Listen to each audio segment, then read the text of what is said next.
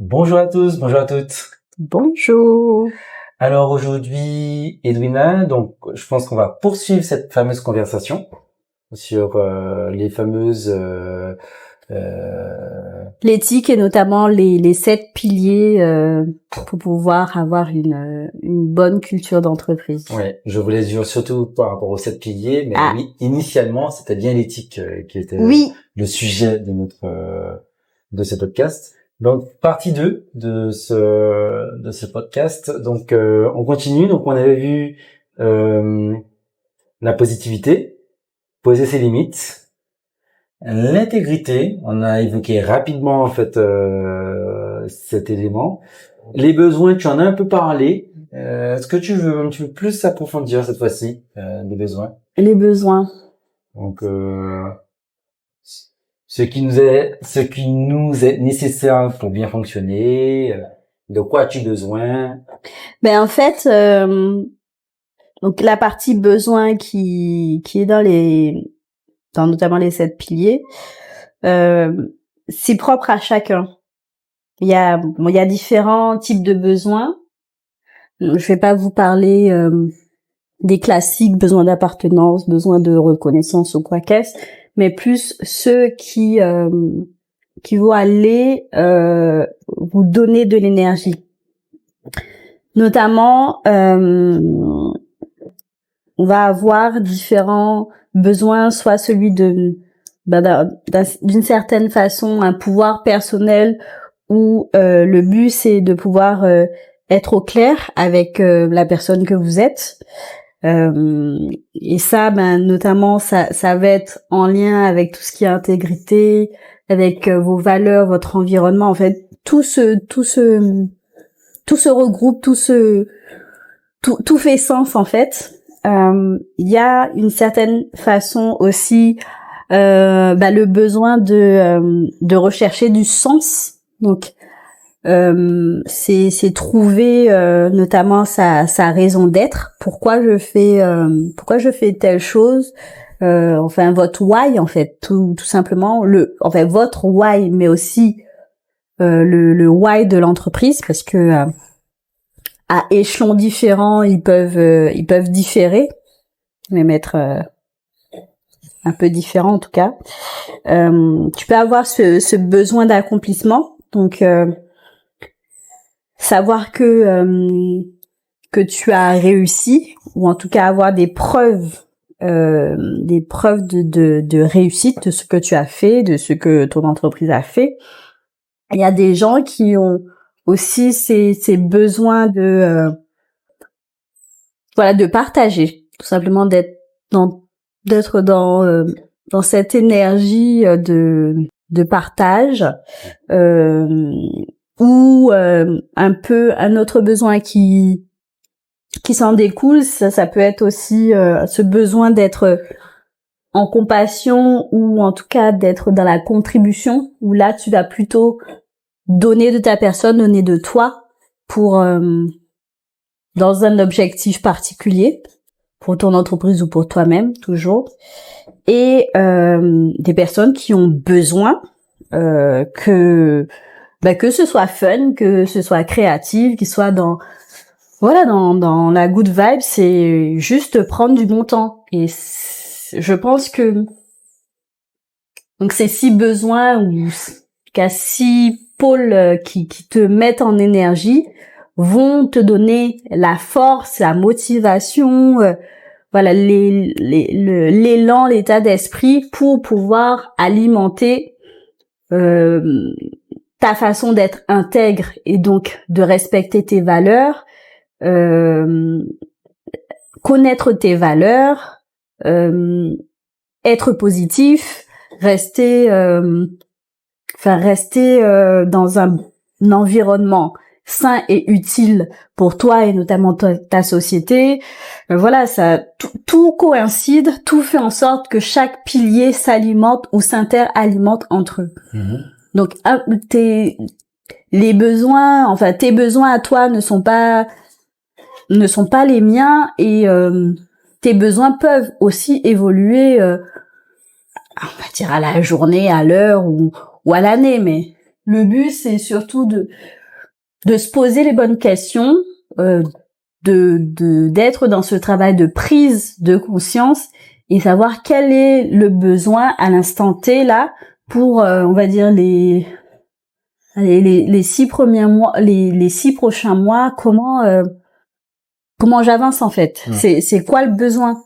Okay. C'est pas juste le besoin, voilà, j'ai besoin de faire plus de chiffres, j'ai besoin d'avoir 3000 partenaires ou quoi qu'est-ce. Ok, tu as besoin de faire plus de chiffres. Ok, tu as besoin d'avoir 3000 partenaires, mais qu'est-ce que ça vient nourrir chez toi? C'est quoi l'intérêt? Pourquoi? Okay. Est-ce que ça répond à ta question? Donc oui, ça répond à ma question, tout à fait, sur les besoins. Donc c'était plutôt intéressant la façon dont tu l'évoquais, surtout avec derrière le principe d'Hobson. Oui, c'est le modèle d'Hobson. Donc c'était plutôt intéressant. Donc on a vu poser ses limites. Maintenant, les alliés. Qu'est-ce qu'on entend par alliés? Les alliés, c'est l'environnement, tout simplement. C'est vraiment être au bon endroit avec les bonnes personnes. C'est avoir des alliés utiles. Ça peut autant être ton environnement, comme tu le dis, que les personnes qui t'entourent. Ça peut... Ouais, c'est vraiment tes alliés qui est dans l'équipe. Et enfin, je sais pas si vous avez déjà entendu l'adage, on est mine de rien la somme des 5 personnes qui nous entourent. Donc entourez-vous des bonnes personnes. Exact. Ok, bon, je vais pas plus épiloguer dessus. Moi, il y a un pilier qui est le 7e pilier, qui est la vision. Ouais.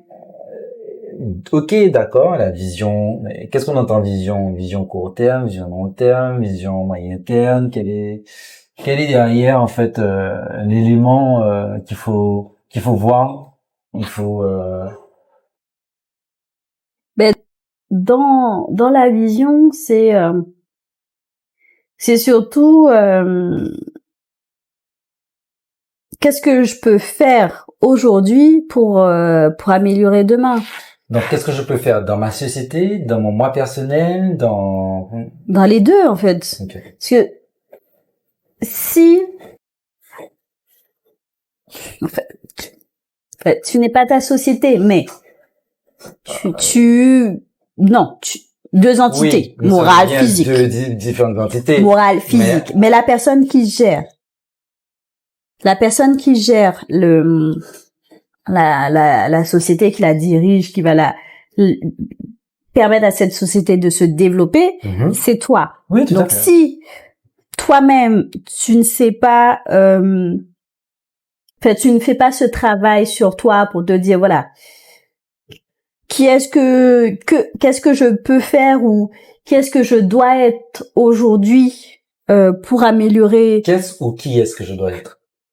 Les deux. Alors, qui est-ce que je dois être? Qu'est-ce que je dois faire? Pour pouvoir être pour obtenir cette vision, pour pouvoir améliorer demain. Mais il faut surtout savoir qui est-ce que tu veux être, qui est-ce que tu es aujourd'hui, pour pouvoir améliorer demain. Si tu te dis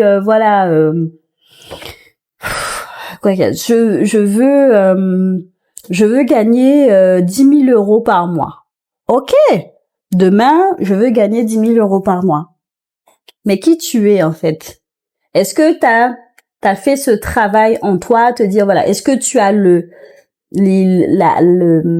bonnes, enfin, est-ce que tu penses correctement? Est-ce que les croyances que tu as depuis ta naissance sont porteuses pour que tu puisses gagner le million ou le milliard demain? Parce que si tu pars, ne serait-ce que la conscience collective et que toi-même t'as conscience de ce qu'est gagner le milliard ou ce qu'est être un milliardaire ou un millionnaire ou un milliardaire,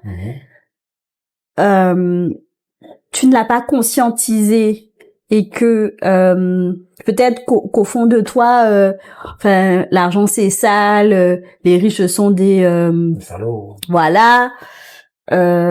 Pourquoi au fond de toi, la personne que tu vis, la personne que tu es, voudrait avoir des millions ou des milliards? Ça n'a aucun sens. Tout à fait. Donc je vais te bloquer.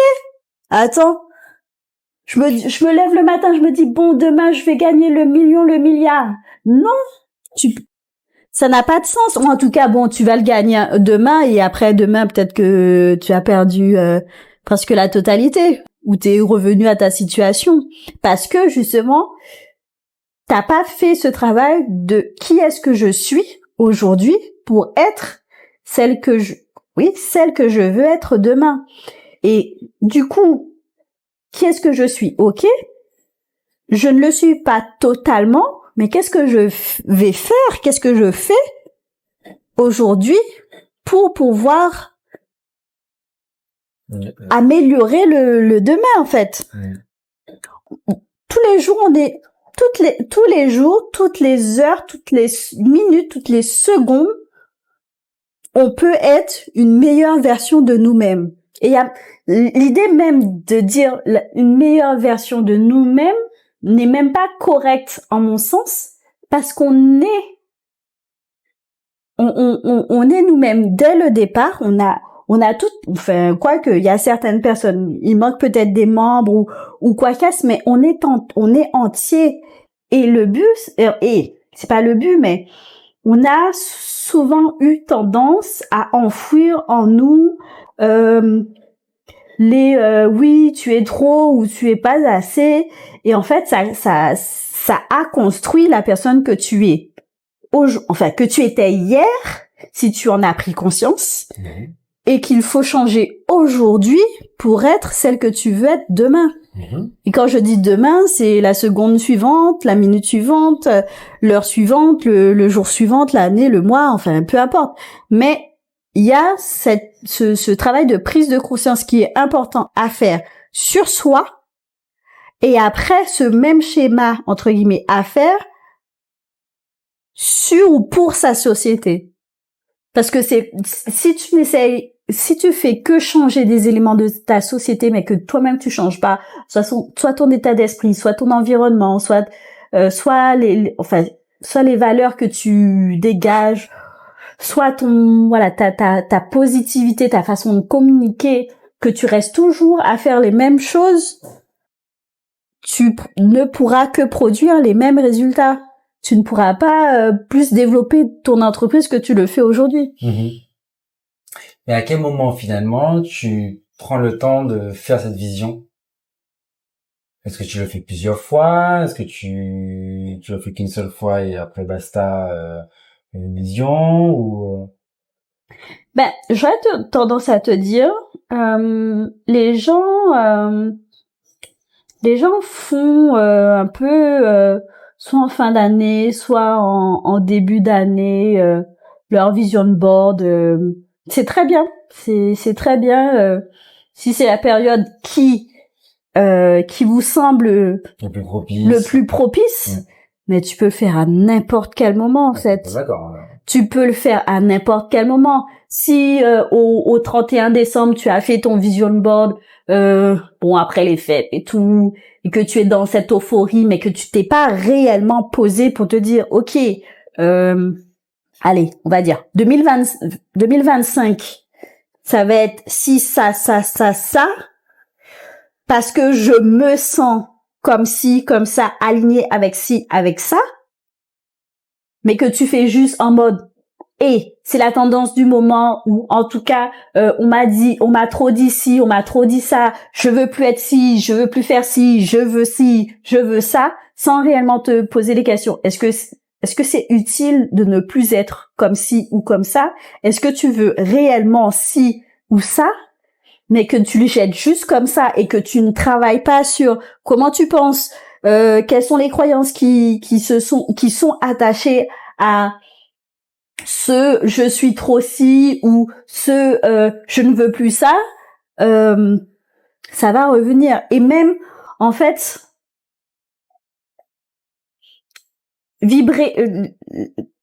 En tout cas, j'invite à faire le plus que possible et limite uniquement des affirmations positives lorsqu'on fait le vision board. Ça sert à rien de dire je veux plus ou je veux pas faire ci.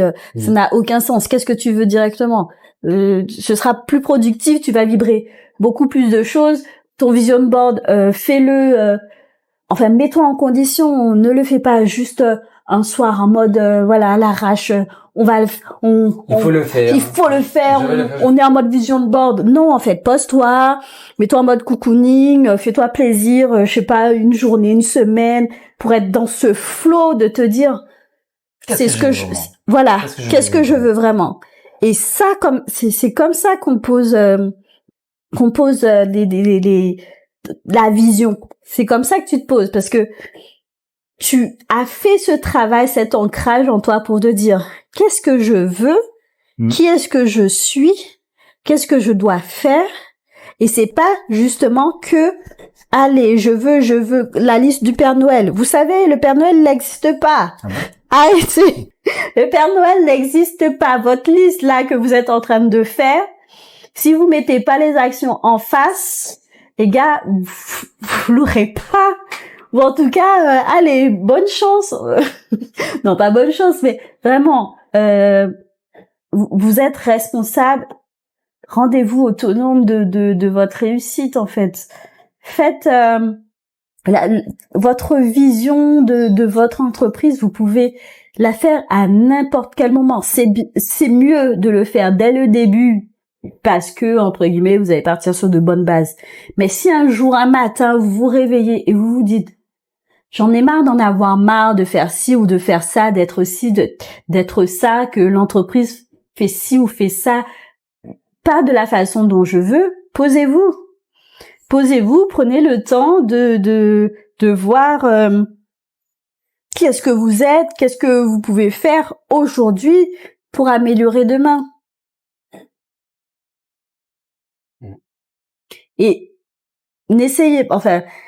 ça peut être aussi tout intéressant de savoir qu'est-ce que vous pouvez faire à partir de ce que vous avez déjà. N'essayez pas de dire ah oui, quand j'aurai si je serais ça, j'aurais si. Mais non, en fait, qu'est-ce que vous pouvez déjà faire avec ce que vous avez déjà pour construire demain votre futur. Il y a des actions toutes simples à poser pour déjà commencer à construire demain, en fait. Et on a tendance pour le coup à vouloir gravir la montagne, atteindre le sommet, là, d'être au sommet, et même pas se réjouir de voilà, je sais pas ce qu'on doit prendre pour monter un sommet, mais j'ai tous mes accessoires en place, j'ai les bonnes chaussures, j'ai l'eau, j'ai des mouchoirs, j'ai de la nourriture. OK, il est où le premier step? OK, ben j'ai déjà franchi une première étape, j'ai déjà franchi la première marche de ce premier step. Eh ben, félicitations en fait. Et on devrait se féliciter tous les jours des premières marches qu'on a franchies, parce que plus tu vas vibrer cette positivité, de ce positivisme à te dire voilà, j'ai réussi à faire ci aujourd'hui, j'ai réussi à faire ça aujourd'hui. Eh ben tant mieux. Les choses que t'as pas réussi, plutôt de te dire ah merde ou quoi qu'est-ce, ça a encore été une mauvaise journée parce que j'ai pas réussi à faire ci ou j'ai pas réussi à faire ça. Dis-toi mais OK, j'ai pas réussi à le faire. J'en suis consciente. Qu'est-ce que je peux faire pour pouvoir améliorer la situation? Si je ne peux pas l'améliorer tout de suite, il y a un travail d'acceptation à faire pour se dire c'est OK, je peux pas changer la situation tout de suite, je le garde dans un coin de ma tête, mais ça va aller en fait, et je peux avancer sur autre chose. Sauf si cette chose elle est déterminante pour avancer, mais j'en suis presque persuadée qu'on peut toujours trouver un moyen, une solution, un endroit, une porte, une fenêtre, un pan de porte, le trou de la serrure pour pouvoir atteindre son objectif. Il y a toujours des moyens, il y a toujours une solution pour atteindre son objectif. Il faut juste, entre guillemets, ouvrir ses chakras pour pouvoir voir ces opportunités ou ces occasions. Ok. Oh, très bien, très bien. On a vu les différents piliers de vie, donc l'intégrité, donc l'honnêteté et la probité. Personne en accord avec ses valeurs et qui ne se laissera influencer par aucune personne. Ouais, vraiment l'intégrité, c'est un pilier fort parce que il se repose notamment sur tes valeurs, sur qui tu es vraiment entre guillemets, mais surtout en fait j'aurais tendance à reprendre une phrase que la directrice de l'école que j'ai suivie de coaching dit: les personnes qui ne sont pas intègres se désintègrent. Quand t'es pas intègre toi-même avec tes valeurs, à l'intérieur, c'est dur à dire, mais à l'intérieur de toi, tu te scindes en deux, si c'est pas en plus, parce que quand tu as une certaine valeur et que tu ne la respectes pas, c'est même pas les autres ne la respectent pas, tu ne te la respectes pas toi-même. Tu as ce conflit interne qui te fait vriller, ça peut te faire vriller, mais de ouf en fait. Mais c'est vrai en fait, l'intégrité, je dirais même c'est l'un des piliers le plus important. Ils sont tous importants, mais imaginez-vous à l'intérieur de vous les conflits que vous générez parce que vous êtes pas respecté, que vous posez même pas les limites parce que vos valeurs ça résonne dans le sens où voilà, ma limite, mes valeurs, mon respect, ça passe par ci, ça. Et l'intégrité, pour moi, c'est le plus impactant des piliers. Et c'est ce qui, selon moi, fait vraiment les personnes vriller. Quand elles prennent conscience qu'elles ne se respectent pas, qu'elles ne respectent pas leurs valeurs, tout ça en fait, parce que tu vas mêler la façon dont tu as confiance en toi, la façon dont tu te vois, tout est lié en fait. L'amour même que tu as pour toi, pour moi ça te fait rentrer. Je rentre tout ça dans l'intégrité parce que il y a une certaine construction de voilà qui je suis dans ce terme d'intégrité. Est-ce que je suis honnête avec moi-même? Et le fait, enfin, en étant malhonnête avec toi-même, tu ne peux pas être honnête avec les autres. Et vice versa. Donc oui, il y a l'intégrité. Je te laisse reprendre du coup les différents piliers. Parce que dans l'intégrité, t'as mis les valeurs, qui est un des piliers, donc détermine qui nous sommes, sur quoi je vais décider de fonder ma vie. T'as mis aussi les limites. Alors, je voulais juste repréciser les valeurs, mine de rien. Donc c'est quelque chose d'important. C'est important aussi, selon moi, de rechecker, d'avoir ces valeurs en visibilité, mais surtout de choisir des valeurs qui font sens et qui vibrent en vous. Il y a des façons de prendre conscience de ces valeurs, et je pense que voilà, c'est un travail à part entière. Chaque pilier pose un travail à part entière. Et tu parlais des limites, je te laisse poursuivre. Donc les limites dont tu as parlé, donc poser ses limites, être clair sur ce que l'on accepte et ce qu'on refuse. Alors, c'est sur quoi je dis oui et c'est sur quoi je dis non, tout simplement. Tout simplement. Voilà. Donc dans ces 7 piliers, il y a aussi les besoins dont on a parlé aussi, ce qui nous est nécessaire. Ouais, les besoins, si on doit juste résumer, ça va être surtout ce qui va vous mettre en énergie. C'est comme un pan de ce qu'on pourrait mettre dans la motivation.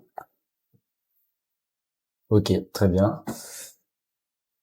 La positivité dont on a parlé, le positivisme en quelque sorte, qui fait parler des 7 piliers. Donc nous créons ce que nous pensons. Oui. Aborde-tu ta vie avec du positif point d'interrogation. Ouais, vraiment c'est une chose qui est importante à savoir. Est-ce que vous voyez la vie pas forcément rose, quoique si. Est-ce que vous voyez la vie entre guillemets en rose, mais l'important c'est surtout est-ce que vous êtes positif? Est-ce que vous êtes positif dans ce que vous dites? Oui, du coup, est-ce que vous voyez entre guillemets la vie en rose, ou en tout cas la beauté de la vie et de ce que vous avez? Ok. Donc, en effet, le 6e, c'est les alliés. Donc, prendre conscience les personnes qu'on fréquente, se séparer ou encore se protéger des énergies négatives. Oui. Et le dernier pilier dont on a parlé, c'était la vision. Donc, que puis-je faire aujourd'hui pour améliorer demain? Que puis-je faire à partir de ce que je possède déjà pour construire mon futur? Tout à fait. Donc, voilà, les fameux 7 piliers. Ouais. Les 7 piliers de vie, du coup, l'intégrité, les besoins, les valeurs, le positivisme, le fait de savoir poser ses limites, les alliés et la vision.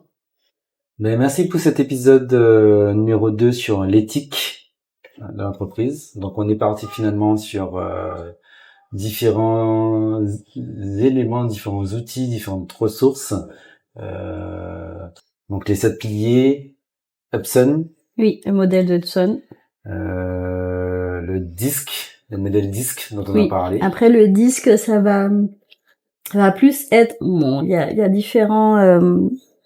y a différents tests possibles à réaliser, mais ça permet notamment de se connaître, de savoir comment les autres, comment on communique avec les autres, et potentiellement en fonction des tests que vous faites, il y a aussi cette dimension d'avoir des plans d'action pour pouvoir savoir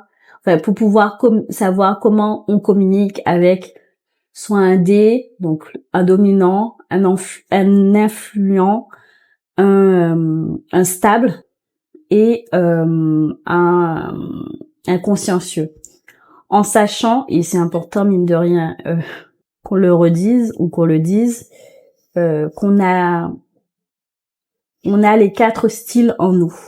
Il y a une tendance, il y a une tendance de style, mais on a les 4 styles en nous. Et qui peuvent mine de rien évoluer en fonction de votre environnement, de la période de votre vie. Tout à fait. Donc en fonction du poste, je fais une petite aparté. Donc en fonction du poste que vous avez, par exemple, vous voulez déléguer ou autre, par exemple, si vous cherchez un comptable au sein de votre structure, vous allez chercher à avoir un consciencieux. Ah. Non, c'est pas ça? Alors, oui. Non? Ah, bah, excuse-moi, pardon. Tu veux on ne met pas les gens dans des cases. Oui, donc, voilà. On va pas se mentir, le cerveau humain met de base pour pouvoir segmenter, met des choses dans des cases. Et c'est normal, en fait. C'est pour pouvoir aller plus vite. C'est une fonction grégaire que nous avons de base. Alors, comme je le disais, on a les 4 styles en nous. Nous sommes d'accord. Une personne qui aurait une tendance à avoir un style plus consciencieux, oui, bien sûr, vous pouvez déléguer le gars qui va mettre les points sur les i, qui va essayer de prendre les 4 chiffres après la virgule. Non mais on est d'accord ou pas? Oui. Du coup, je trouverais cela intéressant. Ouais. Que qu'on nous dise quel style style qu'on a. Est-ce qu'on a un style dominant, un style plutôt influent? Est-ce que c'est plutôt un style stable ou un style consciencieux? Oui, non, c'est d'accord. Je sais pas où est-ce qu'on va mettre un petit descriptif des styles, mais ça peut être intéressant que vous nous laissiez en commentaire quel style vous pensez que Joël et moi sommes, et surtout quel style vous pensez avoir en tendance dominante. Voilà. J'ai style consultant, moi. Non, ça c'est pas le disque. Pardon. Oh là là, tout de suite. Ouais, c'est autre chose pour le coup. Ok, très bien. Pas de souci. Allez. Merci beaucoup de nous avoir écoutés, pour les personnes qui sont arrivées là. Oui. Et laissez-nous des commentaires. À toutes. Salut les jeunes. Bonne journée. Salut.